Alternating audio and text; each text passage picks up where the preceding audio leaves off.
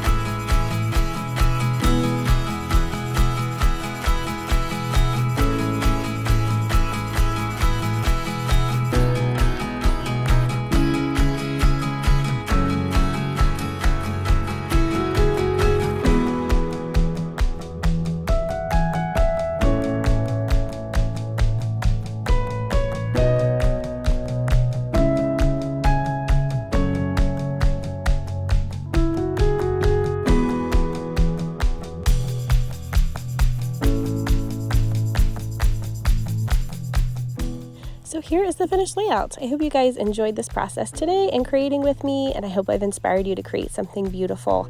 So if you want to grab any of the supplies from the shops, I will link everything that I've used in the description below, so make sure you click on that and check that out, and hit that subscribe button if you like this video. So thank you guys so much for watching, and thanks for being here. Have a great day. Bye-bye.